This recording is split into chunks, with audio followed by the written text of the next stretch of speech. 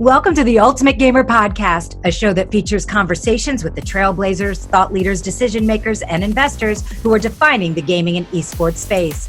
On the Ultimate Gamer Podcast, we take a journey into this dynamic industry and start to decode and reveal who and what's making news. It's about connecting, and it's about sharing the stories and vision of the people who make gaming and esports a global phenomenon. And now, please welcome your host, student of the game and connector to the esports community, Tommy Knapp.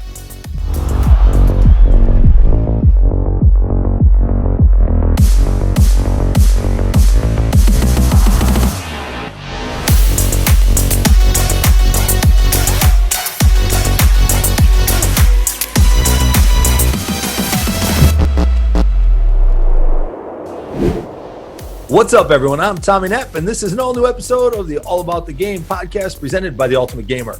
On today's show, I have a conversation with Bennett Newsome, Esports Strategist at Full Sail University and a longtime Twitch partner. He's been with Full Sail University for more than 12 years, and as the university's Esports Strategist, he is helping to grow and build Full Sail's esports culture. Bennett, aka Dammit Bennett, is also an official Twitch partner specializing in first-person shooters and general gaming. He is co-owner of whereiszoor.com, a Destiny 2 website, and current co-host of The Zoor Watch, a weekly Twitch show that welcomes in Zoor, a Destiny 2 exotic salesman. We jumped right into it, and Bennett's passion, knowledge, and experience showed through immediately. He discussed experiencing groundbreaking changes in consoles as gaming and technology advanced through the years. Then we talked about his days in the music scene. He played rhythm guitar and was a backup vocalist in a number of bands and spent years touring and playing gigs all around the country. He then talked about jumping right into streaming, gaming, etc. if you are interested. Don't sit on the sideline, but also be smart and don't overextend or overspend on equipment, which actually happens a lot. He educated me about Twitch partnerships, the collegiate scene's biggest and best esports facility, the nuts and bolts of gaming fundraisers, and so much more. Please join me now for my conversation with Bennett Newsome. I mean, so what's up? I haven't seen you probably I don't know, maybe it was a year and a half, 2 years ago. It was Ultimate Gamer in Miami. It was probably the last time, honestly. You're right. I was actually thinking about when I came and visited you guys on campus. So that was probably more like 2 years ago. Yeah, and then I think the last time that you came by campus, I was somewhere else in the country. Yeah. It's awesome, man. So first of all, thanks for coming on, because you guys have so much going on, and we'll talk about the pivot that you probably had to make over the last three months or so. But two things I want to get right off the top, because they're just questions there. I think they're in your profile on LinkedIn. XUR. So if you could talk Zoor, to me. Zoor. Right. So talk to me a little bit about Zoor and what's going on with that. Definitely. So, it's a lot. Essentially, there's a game called Destiny, and there's this character in Destiny who's an NPC, a non-playable character, named Zoor. And Zoor shows up on Friday at the reset.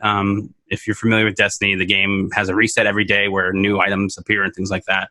But essentially, Zoor sells exotic weapons and gear that you can get. Normally, these things would only drop from activities as like loot and very rare chances, as far as RNG is concerned. Okay. But Zoor comes and sells it. You can use your currency that you have in the game to buy it. So a few years ago, my business partner and I kind of inherited this website called whereiszoor.com as we were kind of hosting a show on the site as they had updated it, and they kind of outgrew it and were ready to move on to other things. But since we still played the game, they wanted to pass it along to who were already maintaining the website. And so we inherited this site, and if you're familiar with Destiny, you most likely have been to whereiszoor.com. It's the probably number one Zoor site out there. But essentially every Friday we go live on our Twitch channel, which is called Zoor Watch, and we do about an hour or so show and find where Zoor is. He spawns in random locations throughout the universe of Destiny, and then we go over what he's selling, update our website, make a clip real quick to put on YouTube to show where he's at. And that's really the big focal point of whereiszoor.com. So for me, I've been streaming for almost 5 years now, and Destiny's been a huge, game in my life, during that time. And so being able to, continue to build that site and that community has been, a real joy over the years. Yeah, man. It's when you talk about that, and we talk about the large, the massive audience that is gaming, right, and in esports. Yep. Mm-hmm. When you mention that feels like a niche, right? Oh yeah. When you talk about that niche, what are we talking about as far as a community goes? Is that a really big community when you do those streams? Even if it's not really big, I'm assuming it's pretty passionate. It's definitely very passionate. Usually, I mean, we average, I think our max viewership on Fridays when Xur arrives is around 5,000. Really? That's awesome, man. That's awesome. The cool thing that happened last year, actually, totally to our surprise, was Google releases those, search terms and kind of everything that people were searching for, the popular things over the year. Right. And Where is Xur was the number 6 searched Where is phrase. So that was crazy to see. Yeah, that's awesome. That's really cool. Obviously, there's a lot more of Destiny involved because people want to know where he's at. But at the same time, we have millions of users that come through, every month to the channel. The other thing that I think is really important and why I think the site is, still very popular and why the community is passionate about it is for players that have played Destiny since, for me, I started when the first alpha came out on PlayStation, years ago. And, I've been playing this whole time, but there's people that are just now starting the game. Right. It's a free to play game. And so you can just download and play it and get started. And for me, I have all of the exotic weapons. I have all of the things that Xur can sell. So it doesn't really do me any benefit as far as the gear necessarily. But there's so many new players that are playing this game that have that same passion about Xur, like wanting to know what he's going to sell each week and see if it's the gun that they're missing or whatnot. And I remember having that as a new player when the game first started. It was like, oh man, I hope he sells this week. And so it's a really cool thing to see. And the chat, goes crazy. We have a lot of fun, during those streams. So it's definitely a great time. Yeah. And from top to bottom. So you said something that was kind of interesting, like it's an introduction for somebody that really doesn't play the game that much. I'm sure when they come on, they learn a ton really fast, which helps them scale up. Right. Absolutely. Yeah. There's always questions being asked like, so, okay, if I'm this power level, what should I be doing now? Like, okay, well, you want to go over here and start doing these types of things. I think that really can help, that community that maybe that doesn't know really the grand scale of what the game's about or even, what kind of the popular paths to go are, as far as building your characters. But you're still able to speak to that high level, like people like yourself, right? People that, okay. I think that's really important. And this kind of like, I didn't even know we were going to talk about this a little bit off, not I won't say off topic, but I see that what you guys are doing just for Xur, right? If we can do that more often for the general population for gaming, and because a lot of it is just education, right? It's just education. Yeah. I was saying that this weekend at the Ultimate Gamer event. I was saying that to somebody about rugby and cricket. I've seen them both on TV dozens, not if hundreds of times, right? Right. I still have not sat down and watched a game with somebody that actually plays it and knows it. Right. And then usually the commentators aren't speaking to me so that I can kind of understand. They're just calling the game, right? So. And so I normally after 2 minutes I'll just turn it because I just can't follow it. So yeah, you have no idea what's going on. See, I'm a big hockey fan, so like I totally understand that reference. I have tons of friends that I'm like, okay, so this is what's happening. Try to explain it, and it's the same thing. Eventually they get it and they're like, oh, this game's awesome. Like I love it. So yeah, absolutely. Yeah. So the second thing I wanted to ask you, because I have it in my title as well, but I know how it developed for me, but strategist. I think you're the chief strategist, right? Yeah. The Esports Strategist for Full Sail. Yeah. So how did you come up with that moniker, and was it something that you just threw out there, or did the university come to you with it? The university came to me with it. I think it just, it encompasses so much on all things Full Sail and esports. And I've been at Full Sail for over 13 years I want to say, and it's a place that I call home and I'm extremely passionate about. And it's one of those things to watch students go through, graduate, and then go out into the industry and start making these incredible careers has been a big passion of mine throughout the years. So kind of idea of all things esports at Full Sail and having that be in the circle in the realm of kind of what I do, means I get to wear a lot of hats. One day I'm producing an event, the next day I'm running and stage managing a live event, and obviously things have changed a little bit with the pandemic, but it's one of those things where playing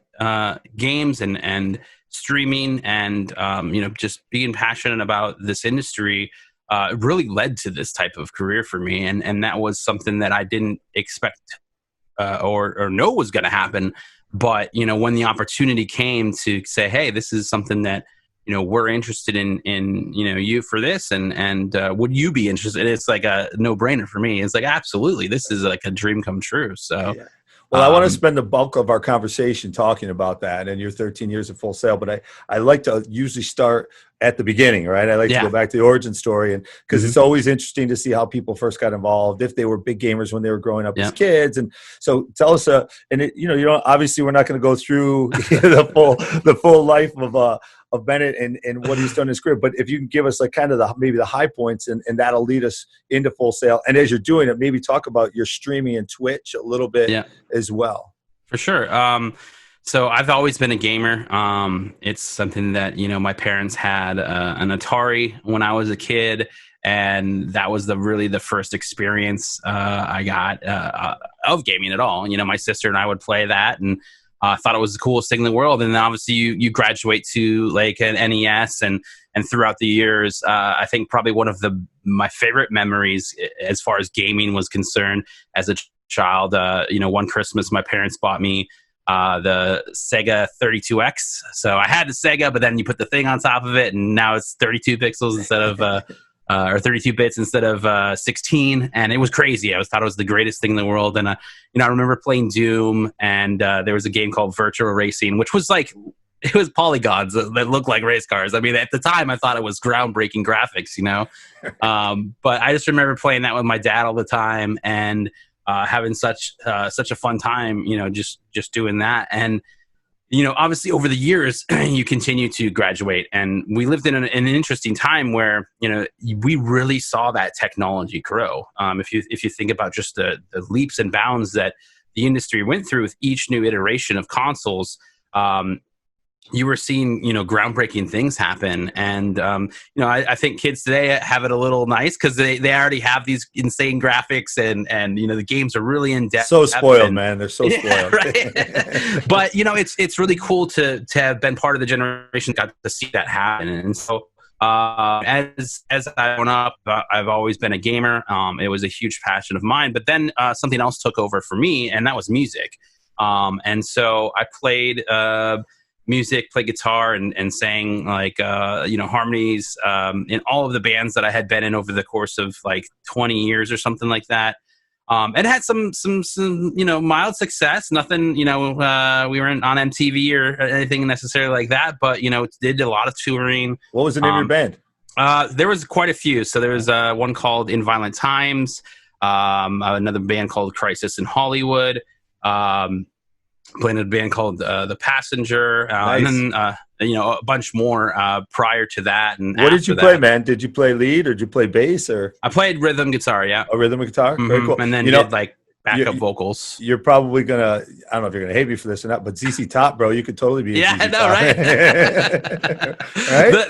The beard really, it was much more, trimmed and it was not this back in those days, right. For sure. Maybe towards the last and the end of the career, the beard was making its appearance. But it's so cool, man, is that the doc, I don't know if you've seen the doc on them yet, but it's great to see documentaries. Again, it's like we were talking about before, learning, because ZZ Top, I grew up with ZZ Top, and I knew like Legs and Sharp Dressed Man and a bunch of these songs. But then when you go back to some of their stuff, that's their older stuff, that was when they were really, it's unbelievable. Yeah, the stuff they put out was amazing, and you really see how talented they were. And then they became more commercial because they kind of hit on that pop classic rock sound that they had. It's the same thing with gaming. Yeah. You want to, I can make a career out of this. Like the same thing for musicians was like, wait, I can do this for a living. Of course, I'm going to do it. Right. Oh, I have to do that. Okay, well, cool. Let's do that. Yeah. But yeah, so music was huge, man. That was my life. And eventually I got to that point where I was just kind of like more interested in playing new games that were coming out. And, the touring was always a challenge using your, at this point I'm working full time now. There was years that I bartended just to try to, kind of have a job that I could leave and go do the things I needed to do, and then come back and be fine. And, obviously I found Full Sail, and that's really what brought me to Full Sail was music. And from there, eventually I just kind of was like, I'm ready to be done with this. I've done this for a really long time and I've loved every second of it. And occasionally I miss being on stage and playing music and having a good time. But, that's right around the same time that I found Twitch.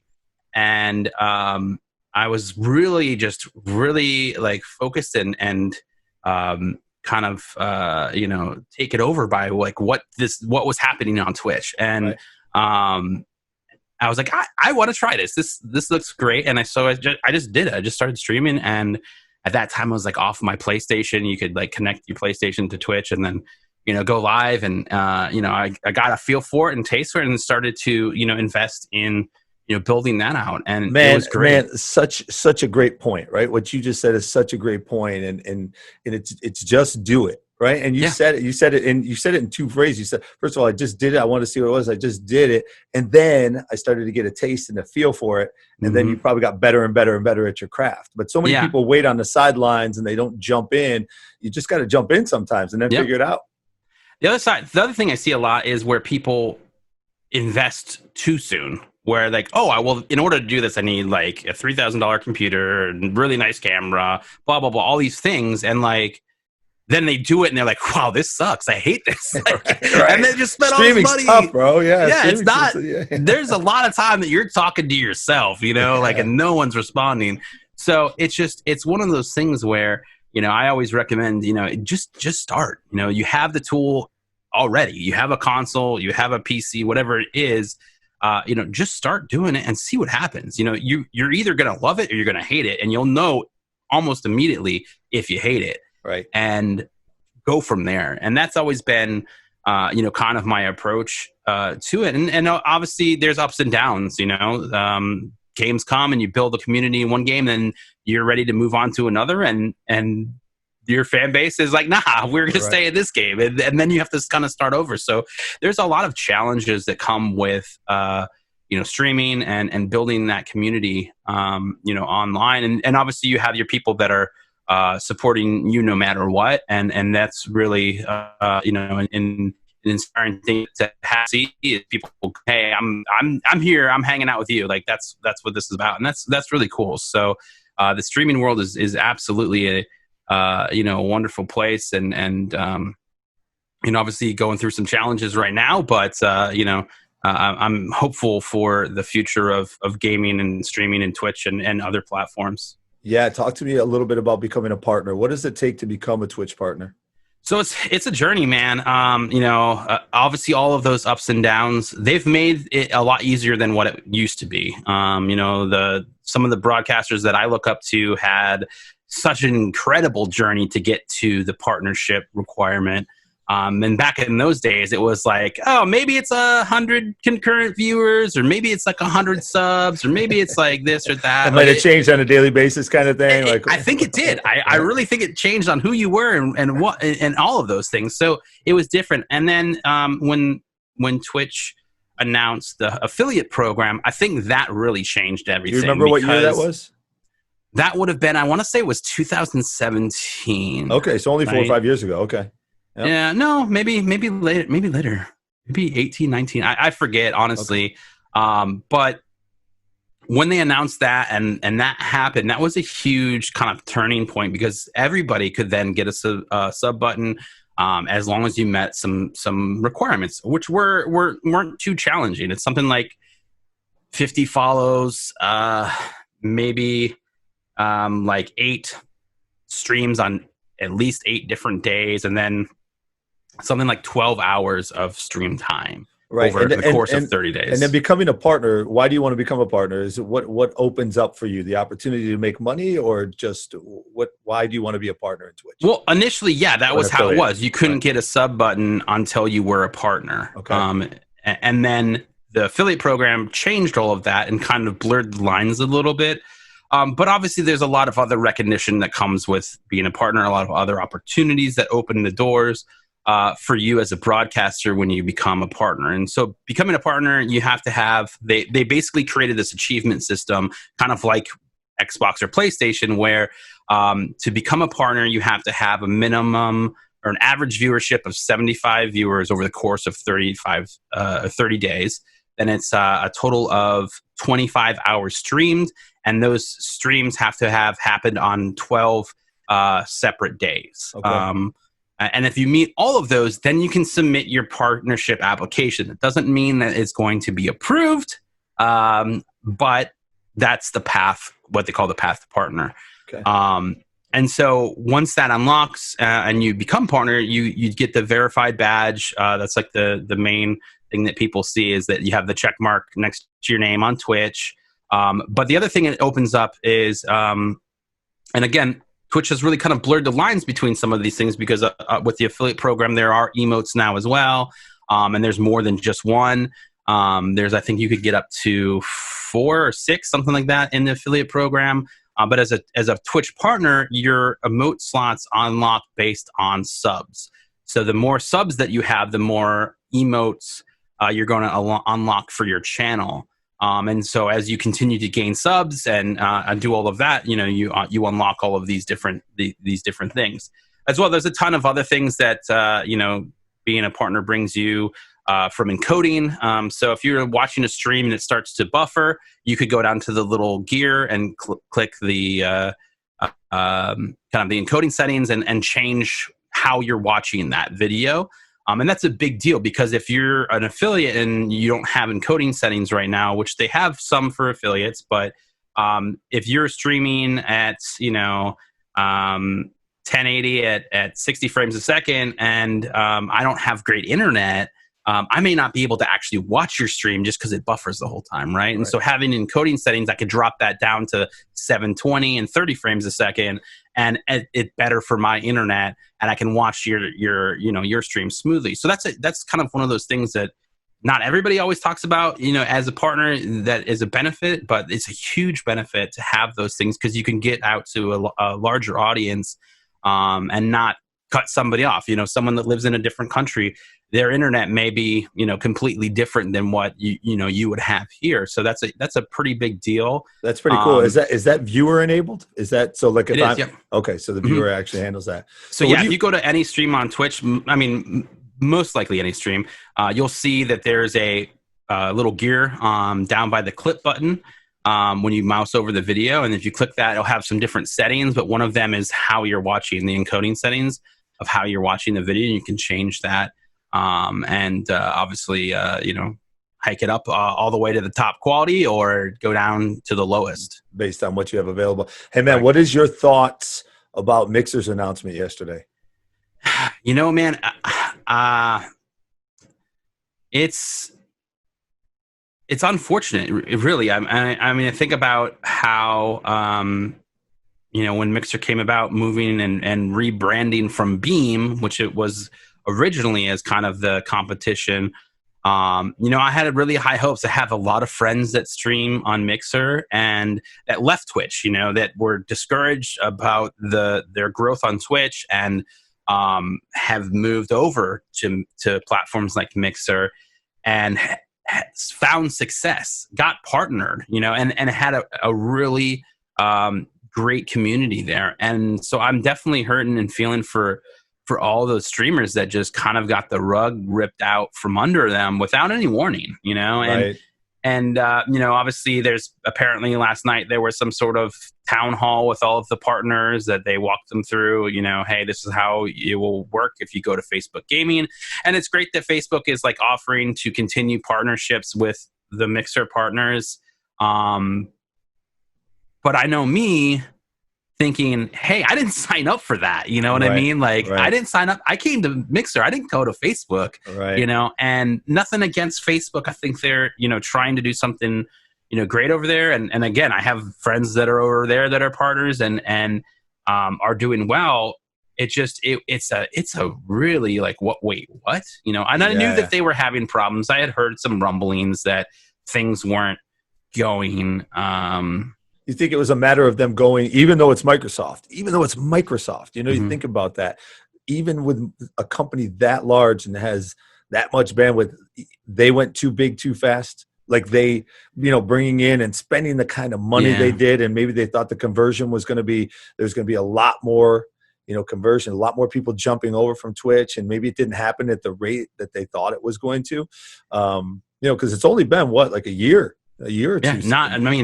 Not even, I think, probably around maybe a year, maybe a little bit over, but I mean, it's crazy. The fact that, you know, both Ninja and Shroud are walking away with, you know, what I think would have been probably like a 3-year deal, you know, and they're getting paid full out. payout at one. Yeah, I mean, you can't be mad at them. I mean, it's hey, dude. I mean, wow, you know, they signed a contract and so man, it's a conversation that I think we'll be seeing and hearing a lot over the next couple of weeks about it, because it is pretty big. It's massive in the industry, and it'll be interesting to see how things filter out, like you said, and where people do end up landing, whether it's going back to Twitch, Facebook Gaming, or Caffeine, or like you know, wherever they end up.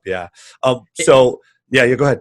I was just going to say the one thing that I think is going to be really interesting and unique here is how years from now this is studied, right? You know, kids in law school are going to be going over this Ninja contract and everything that just happened in their classes. Like if you really think about kind of those law classes, I mean, it's going to be something that's going to be really interesting eventually when all of the information comes out and everybody can see, oh, okay, that's what that was, that, you know, and people break it down. And I mean, some of that stuff's starting to come out, I guess, but it'll definitely be interesting for sure. I saw something the other day, and I'm not even sure what it was regarding, but this is one of those moments, esports and gaming, what's going on is understanding that almost everything that's going on, you're a part of history. Now, you know, that's true really of your life, right? Like, I mean, when you're you know, these moments in time, but understanding that, to your point, like that's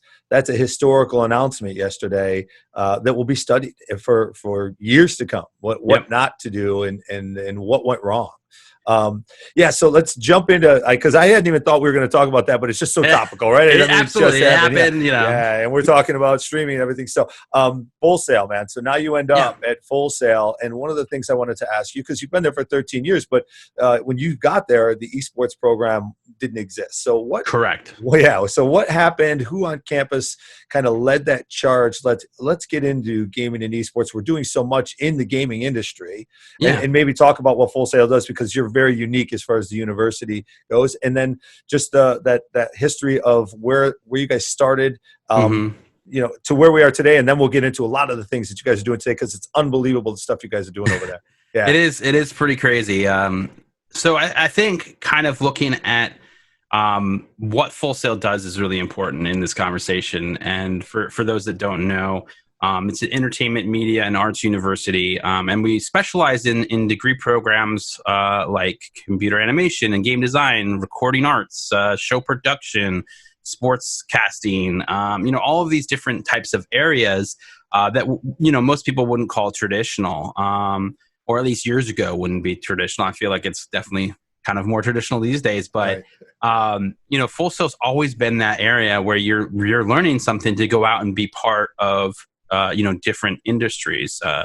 And I think that's what makes the school so special, is because, you know, most of the students that are coming there, they know what they want to do. Oh, I want to go be in the film industry. I want to get like I want to be a lighting designer, you know, on set of Hollywood movies. This is the perfect place to go and do that, you know? And so with that type of approach to education, it was very different for a lot of people, where they could come in and learn exactly what they wanted to learn, do the things that they wanted to do, and then go out and just, you know, start doing it. Like I said before, right? You just did it. Right. And over the course of the years, we have had a lot of opportunities to host some pretty large scale events in the gaming world. Back then it wasn't called esports, it was just gaming or professional gaming. And so we were hosting things with Red Bull and MLG and EA and all of these, huge names back then and even now, when it came to esports. And, you're having legends on your campus like,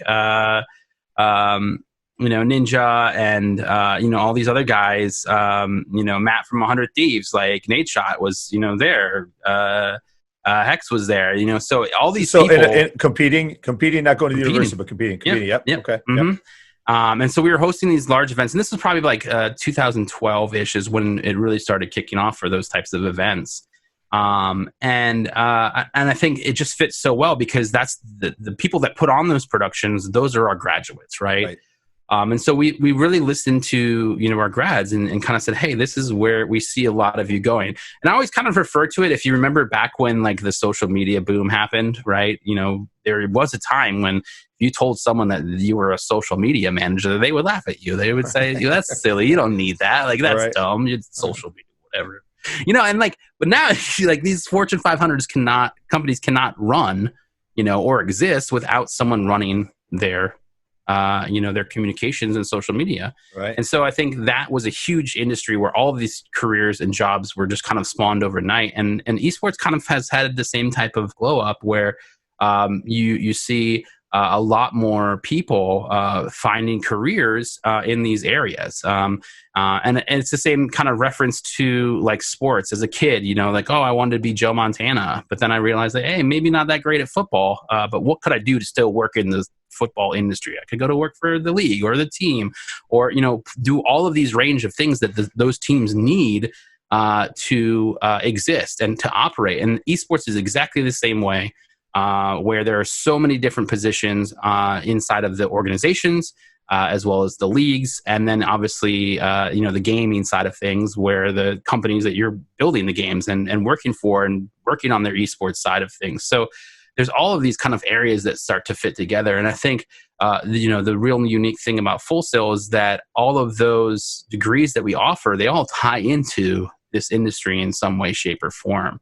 And so over the years, obviously watching what our grads have done and participating and hosting these types of events on our campus, everyone really started to go, hey, we should, take a look at this. And this is right around the time that the collegiate landscape started to, develop. And so it was like 2014, 2015?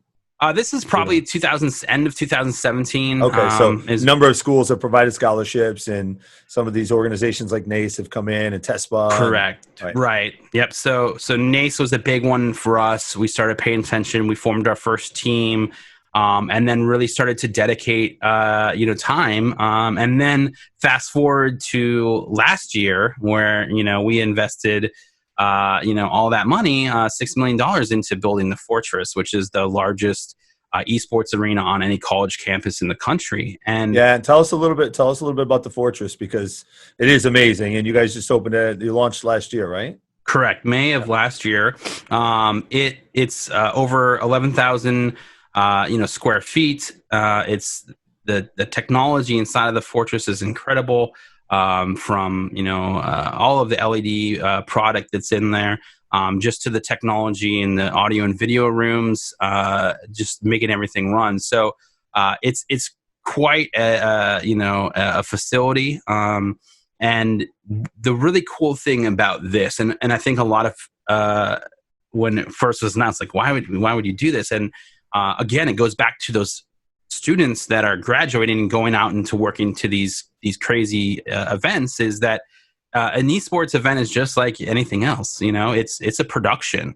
And so not only can we have a place for our teams to play and have tournaments, but we have a place for students to go learning in the classroom, for them to go run the lighting, run the production, run the cameras, run, all of the setup and breakdown of the events. And I want to jump into because I just think about, going to a college and university, typically so much of what you learn is theoretical, right? So much of what you learn is in the classroom and from your professors. What you're talking about is you probably have it. I mean, I think it's an ideal size, right? For events. And so you host maybe more, and I want you to talk about the program a little bit, but you might host more events there at your facility than anybody else in the country, because of the size of the facility. So now, like you said, all these kids are going into the classroom and they're learning from their professors and taking this different coursework. But now you guys are actually hosting the event. So everything that goes into the event, it's not just the gamer that's jumping in there and you have 12 teams and, you're playing in all these games. And so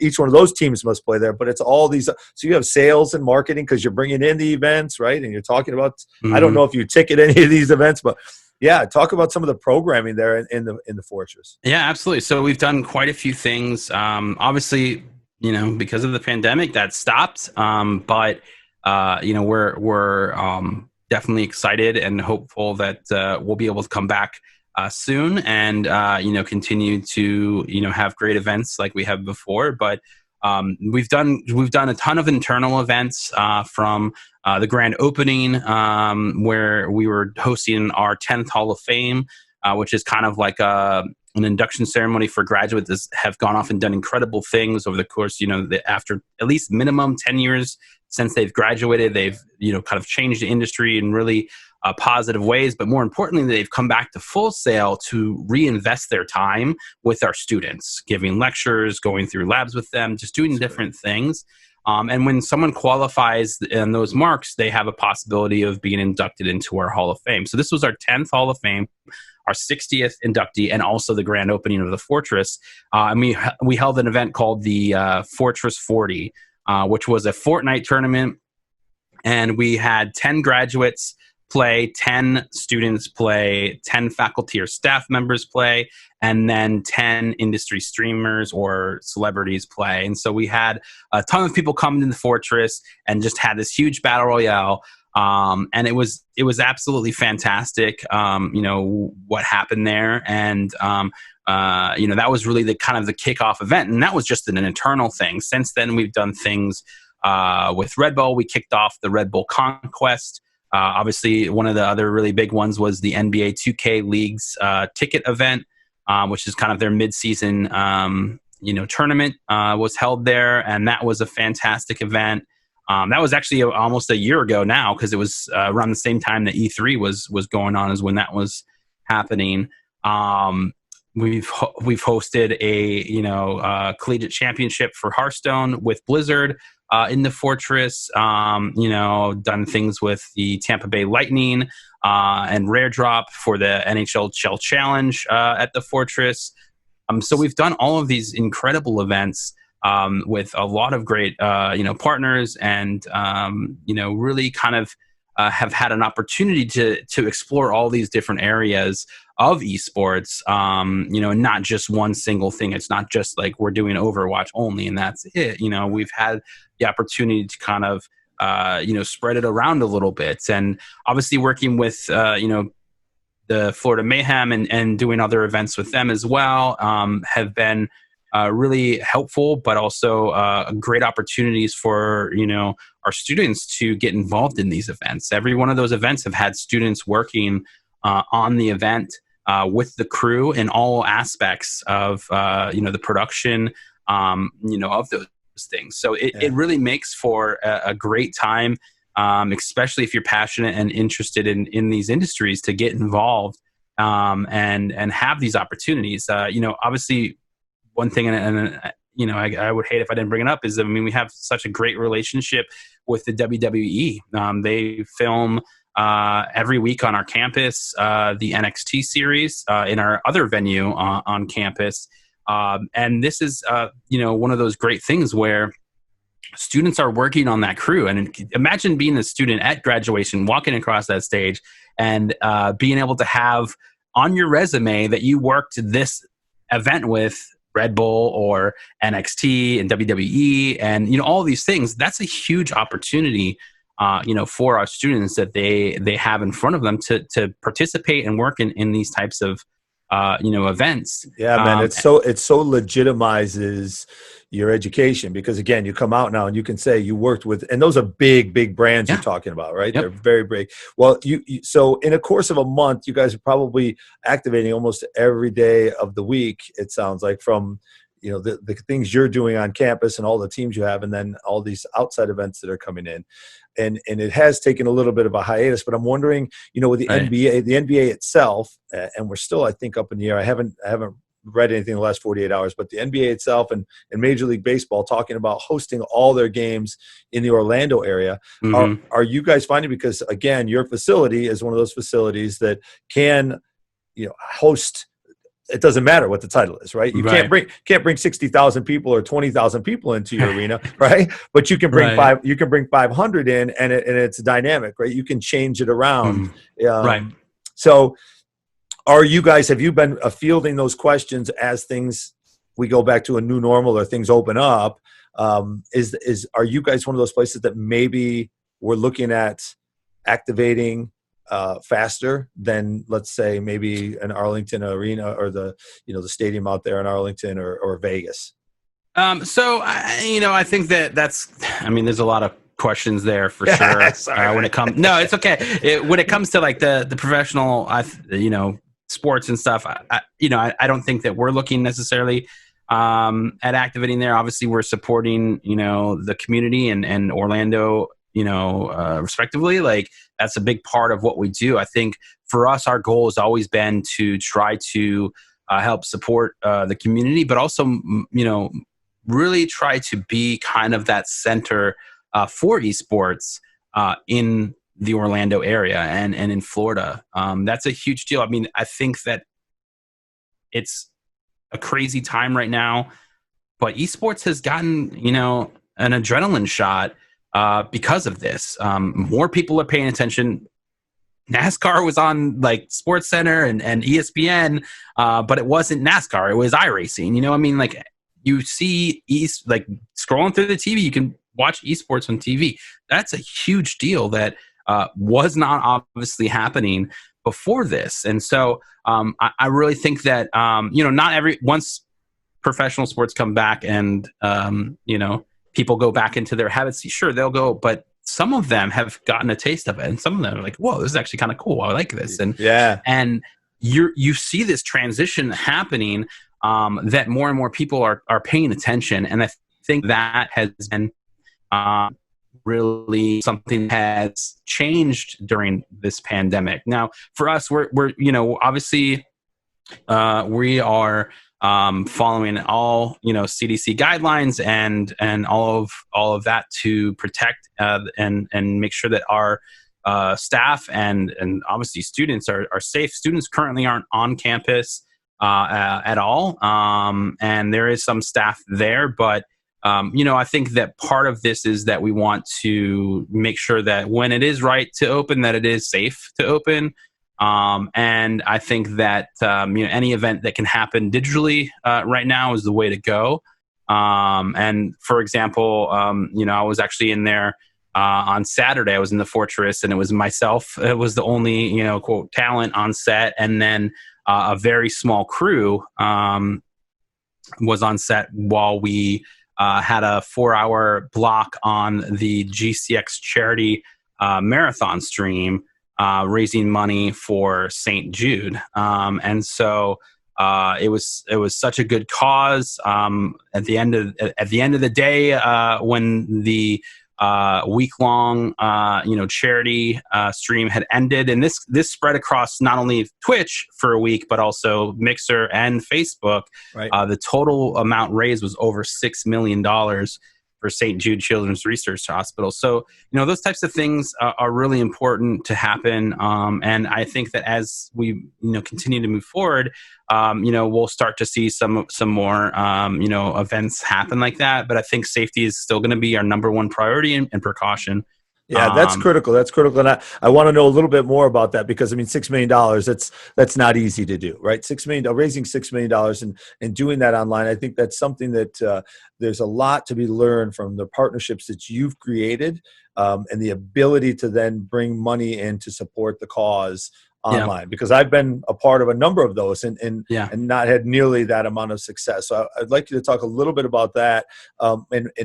And you hit on it, but my point simply about the NBA and the Major League Baseball coming to Orlando was that the city itself potentially had the infrastructure, like you're saying about the CDC, and having requirements and guidelines in place that maybe the city itself would be better prepared than other places in the country to open up for esports and gaming as well, because they're so prepared for the NBA and Major League Baseball coming in. So that was that was the question, the point there. But yeah, you talked about, and I know we want to talk about this a little bit, but I find it so unbelievable, the success that you guys have with Rare Drop and St. Jude's. Can you talk a little bit about that process?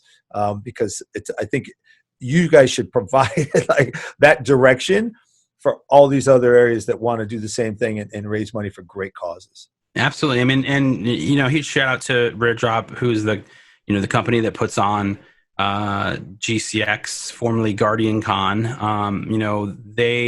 I've been involved with them for quite some time, pretty much almost my entire streaming career. But they, really had an opportunity years ago to say, hey, we're gonna turn something that was a fun thing, a fun meetup, a fun hang with a bunch of streamers. We're gonna turn this into something good, and they did. And that was when Destiny Con was born, that graduated into Guardian Con, that eventually graduated and renamed and rebranded into GCX. And over the years, they've raised millions of dollars for St. Jude, and the mission has always been to continue to support that.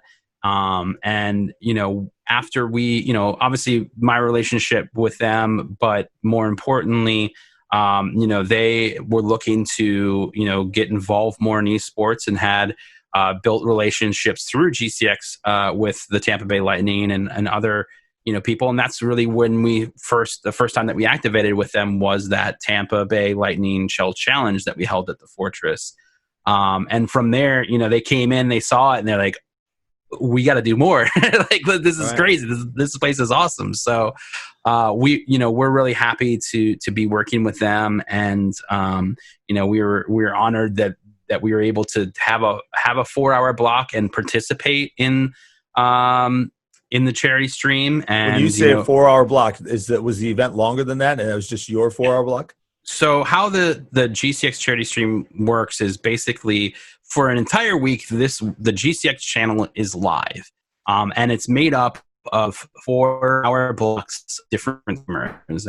And basically, the idea is, like, instead of me just raising money on my channel, let's go all of us collectively to one channel, bring all of our communities, and let's help raise money collectively for this one cause. And that's kind of what they did years ago and started it off. And from there it's gotten to such an incredible scale, with, Dr. Lupo, was the very last streamer that raised $900 something thousand in 7 hours on the very last block of the charity stream. Is that 24 hours a day, Bennett?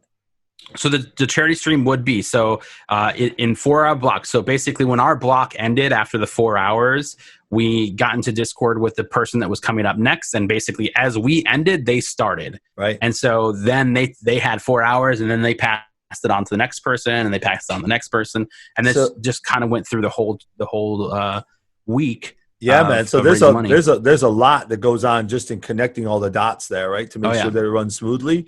But the thing that's really cool about that is then it allows each one of these partners to go all in for 4 hours. Yep. I mean, people were shaving their heads, eating bugs. We were basically, we were matching donations. Any $20 donation up to $5,000, we were matching. And I think the total at the end of our stream was like 12,000 around those lines, right? During our 4-hour block that we raised for St. Jude. But it's an incredible thing. Definitely go back if you're listening to this or watching this. Go back and check out the GCX channel and watch some of the things happen. That, like I said, that the Dr. Lupo block at the end. I mean, it was definitely an emotional block, seeing the community come together in that way. And Bungie, who is obviously the creators of Destiny. So that's a game that I pay attention. They raised $800,000 in 4 hours. Wow. Which Is this all donations, or is some of it sponsorship driven as well? Or it's all donation. Obviously, sponsors have and we're donating, but yeah, It's all donation driven. So, are you playing? And I mean, again, it's everybody's doing something different. But like for yours, are you guys playing? And as you're playing, you're like, okay, donate, $10, donate $20. Is there any incentive for people to donate? Obviously, the incentive is for the cause, right? But. So we had some sponsors provide some raffle prizes for us, and these raffle prizes scaled from WWE, 2K20. Games and merch, all the way up to Sony, high-end cameras, mirrorless cameras. I mean, and so there were some incredible prizes, and all you had to do, you could donate $1 and you would have been entered into that raffle. Okay. And every dollar counts. And then you give out the prizes at the end of your stream? So how it works is that we send the prizes to St. Jude to protect, all of the people and the donators. We send them the prizes, and we have them draw the winners, and then they just send them out. The winners will get an email saying, "Hey, you won this. It's on the way." Type of a thing. And I think that's the fairest and safest way for those things to happen. Sure. Obviously, you don't want to be sharing people's information like that. But for our stream was a little bit different. We're an institution. We have these grads that made a lot of these games that people play. So, what we focused on was sharing that information, talking with grads that had built these games. I had the honor of interviewing Chance Glasgow, who was a founding member of Infinity Ward. They created Call of Duty. Right. I mean, that's a huge deal. And so it was great interviewing him, and my co-host Shay. She interviewed a lot of other grads from, Doom to League of Legends and Teamfight Tactics from Riot. And it was a really cool thing to have those conversations, talk to people that created Fortnite, and really kind of gave some perspective on, people. Because a lot of times people are like, I just want to get into the game industry, but I don't know how. And there's all of these different ways to do it. And so that was really cool. And then we also had some of our Armada athletes that were streaming the games. And so we basically took a live look in at their streams of them playing Call of Duty or Fortnite, Team Tactics, whatever game we were talking to grads about, they were playing, which was really cool to be able to spotlight some of our varsity athletes, during this block as well. Well, man, I absolutely love that you just shared that. I've been talking to a lot of people over the course of the last 3 or 4 years about raising money and the ability to do that through gaming, through online tournaments, and just reaching out to the audience, because it's global, right? Yeah. When so many of these athletes have these charities and these foundations, and they host really cool events, whether it's around golf or tournament or fishing, but it's only typically the sponsorship and then the community that's there, which might be 100, 200, 300 people. Right. With something like this, it's global, but it always seemed like such a heavy lift. And I just love the way that you shared that, because now you bring in all these partners, you're working with them. They do what they do really well. They talk to their community, and then you take the baton, right? You kill it for 4 hours. You put all this energy into this programming. You get the prizing. You raise money, and then you hand the baton to the next group. Yep. Yeah. I mean, I love it, man. It's brilliant. And I really didn't know the whole.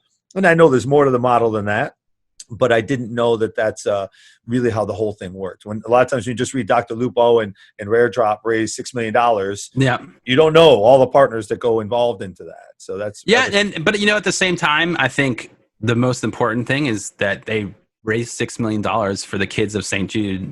That powers St. Jude's entire campus for, I want to say, 2 days. Yeah, cost $32 to power the entire facility for 1 second. Wow. And that's crazy. And no one ever pays, no family ever pays a bill when they go to St. Jude and have to go to St. Jude. I had the honor of, going up to the campus and touring with, during the very first charity marathon. I was part of that as just Damn It Bennett, the streamer. And I was honored to go up there and tour and be part of their summit. years ago, and seeing that and meeting the families and talking to the parents and playing games with the kids, it was a life-changing experience. And it was one of those things where you couldn't really believe it, what was happening, and these people's lives were just kind of caught off guard and had to go do these things. And so it's so grateful for an organization like St. Jude to be there to help this and help these families. And the last thing you need to be worrying about when your kid has cancer is that, how am I going to pay my bills, or how am I going to afford this? And for them to take that on is just a huge thing. And so I always give Rare Drop and the guys over there like the biggest shout out ever, just because this is a huge deal, and what they've done, and they've broken records doing this for St. Jude, and it's a really cool time. And so for us, it's not when you see the write-ups in magazines and things like that, it's about the end goal, and what happened. Yeah, no, of course. But making that end goal, I was talking to somebody just yesterday. We sit down and we play these games. You just sit down, you play the game, but you have no idea how much work goes into creating a game. Yeah. Right. So my hat's off to Rare Drop, but that's what I'm saying. Like, not trying to do everything, bringing the gaming community together, which makes it even better, because now next year, annually, they can, just like Dota raises the bar every year for their championship, right? I can see every year, because more people want to get involved because it's such an amazing cause. Listen, man, we're kind of coming up already, and always it happens so fast on the end of this, but I didn't even get to talk about that. We'll have to get together again, but yeah, for sure. I definitely wanted you to mention the Dan Patrick broadcasting studio that School you guys have there as well. Sports broadcasting, yeah. Yeah, because that's pretty incredible, and that is part of, and I think is it a room actually in the Fortress or off of the main?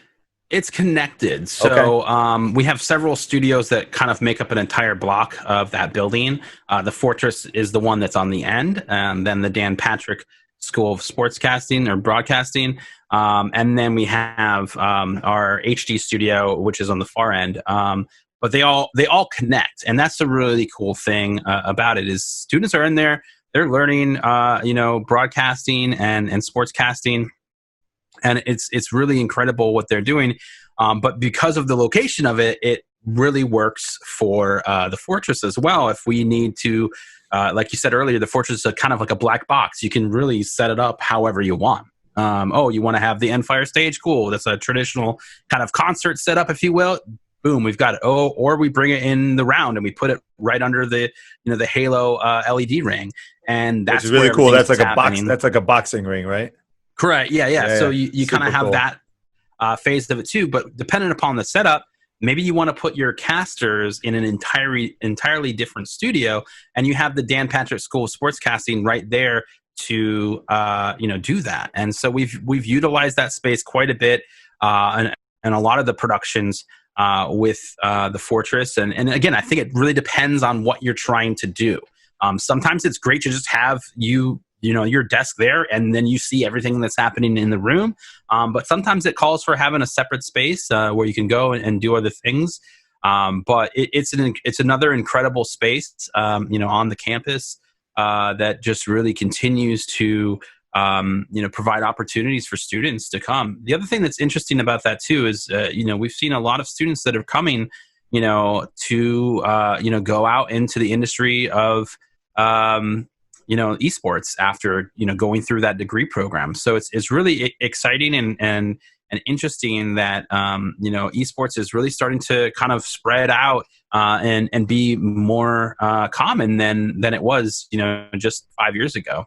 Yeah, 100%, man. Well, you guys are by far leading the space, and I'm sure there's probably universities that are looking at your business model and just the courses and the curriculum that you've created, because there's a lot of schools that want to get involved in this right now. And your curriculum itself, Ben, and we'll kind of close on this, your curriculum that you guys have built, is that over the last 10 years? I mean, and can you get a major in esports right now at Full Sail University? So we don't currently have a specific major dedicated solely to esports, but obviously that could change in the future. But I think what we focus on specifically is really the degrees that support and industries that support esports, right? So if it's entertainment business, that is part of the entertainment industry. Esports is entertainment. So, taking a degree like that, getting your master's in entertainment business and going out into these industries is great. Media communications. We see a lot of grads going from our media communications program simply because that's how we communicate, is with technology, with media. Right. All of these teams, they have their own, communications department, if you will, that really focus on, creating content and media to share. From, if you look at a small scale, the Call of Duty League, each team has their own content team. You know what I mean? And they are creating content. They're following the players around. They're filming. They're doing different things. And then they're publishing that. They're putting it on Twitch or YouTube, or I guess YouTube in that one. But, they're putting it on YouTube and Twitter. And, it's really something that I think we have a huge opportunity, in this industry is grads see this and they create creative content, and then they go out and find these opportunities.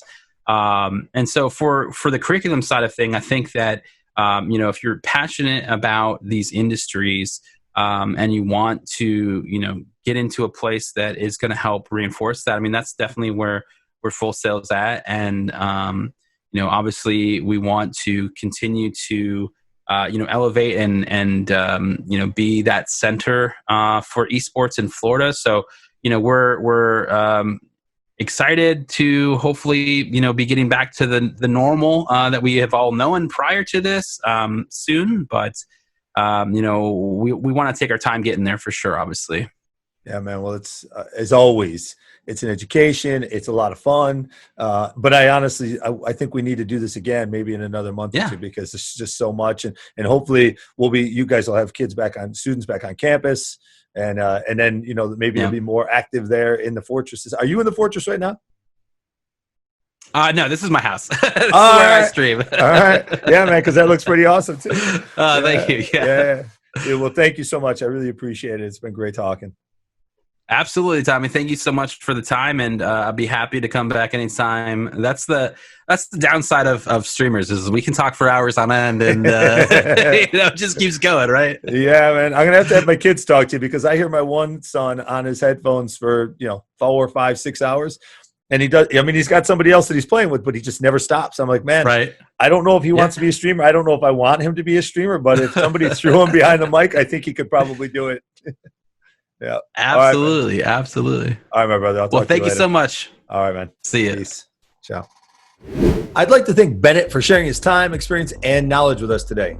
Due to his years as a Twitch partner, I found his understanding of the streaming space to be enlightening. I also believe that Full Sail may be the best example of how to build an esports arena. The size, technology, and modular design draw gaming and esports events of all kinds and help create experiences that are exciting and unforgettable. So you can listen again to Bennett now and probably check out his trademark beard, or you can find timestamp segments of the show, links to his social pages, and more information about his company, projects, and media in the show notes. If you enjoyed our show, please let us know. Continue the conversation with me across all social platforms and become a part of the Ultimate Gamer community today by subscribing at ultimategamer.com. We release a new show every day of the week, Monday through Friday, so be the first to join us for some outstanding upcoming guests and or dive back into the library of previous All About the Game pods to hear from some of the most brilliant minds in the space.